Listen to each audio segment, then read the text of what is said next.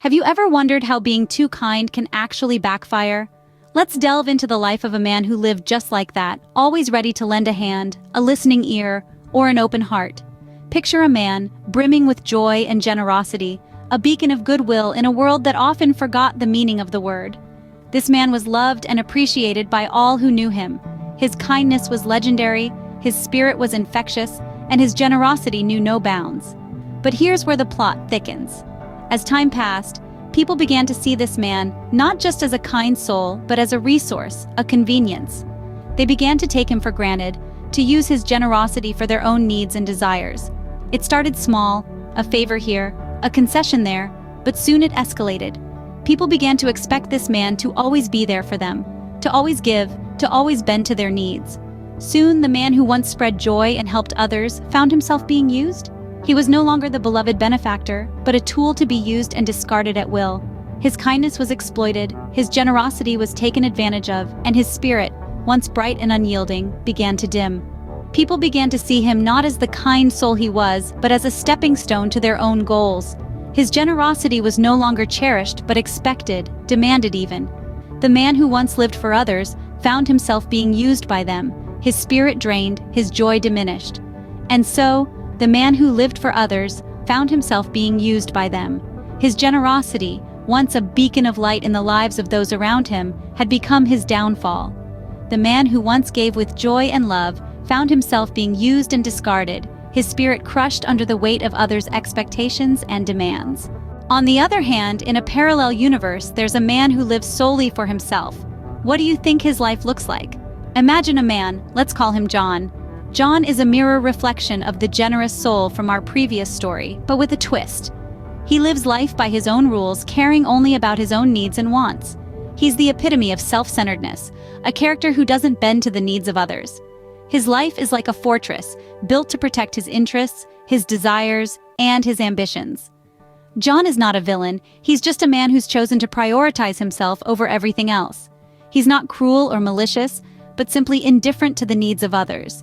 He's the kind of person who would rather enjoy a lavish meal by himself than share a simple one with a friend. Now imagine the kind of reputation this man has.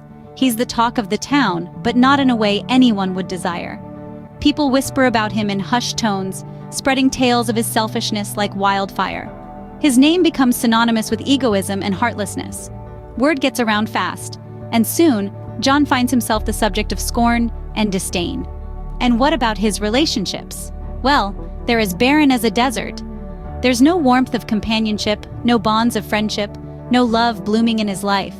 People avoid him, keep their distance, and in return, John finds himself isolated, alone in his fortress of self-interest. He's a man who has everything he wants but lacks the one thing he truly needs: human connection. His selfishness, while providing him with materialistic pleasures, has starved him of the emotional nourishment that comes from genuine relationships. And so, the man who lived only for himself found himself alone, the subject of whispers and scorn. His life, once a fortress of self-interest, is now a prison of loneliness.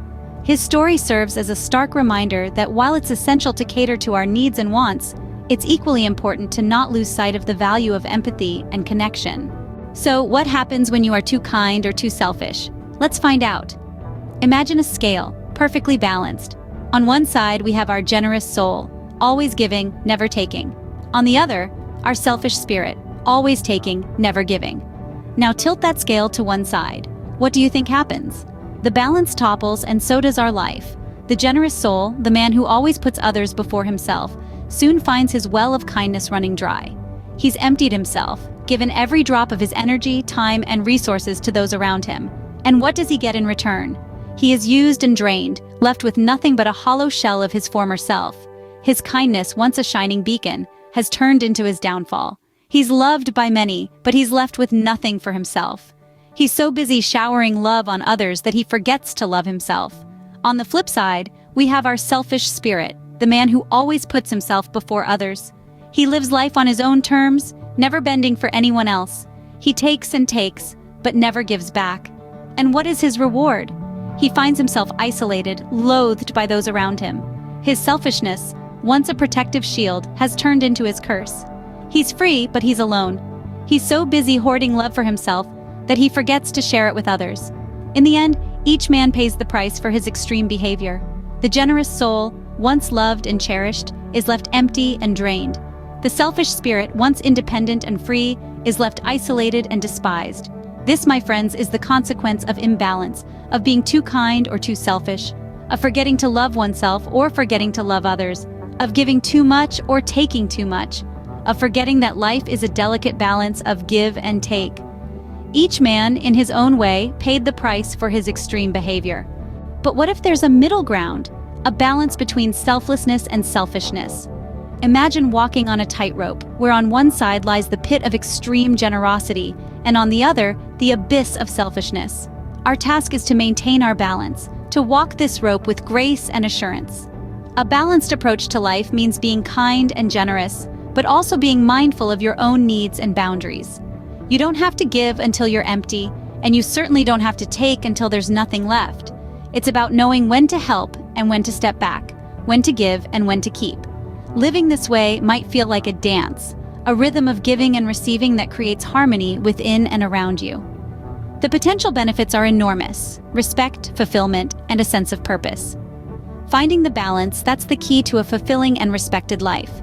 So, what's the moral of these parallel stories? Well, it all boils down to the importance of balance. In life, we often encounter situations that test our character, our values, and our abilities to navigate the world around us. Our generous soul, overflowing with kindness, was taken for granted, used for others' gains. On the other hand, our selfish spirit, living life entirely on his own terms, faced isolation and scorn. These tales highlight the consequences of tipping too far on either side of the scale. Being overly generous can leave you vulnerable, while being excessively selfish can lead to loneliness and a damaged reputation. So, the key here is balance. It's about understanding the line between self-love and selfishness, between generosity and naivety. It's essential to remember what you want in life, what you need, but also respect the needs and wants of others. Remember, it's your life. Live it on your terms, but never forget to respect the terms of others.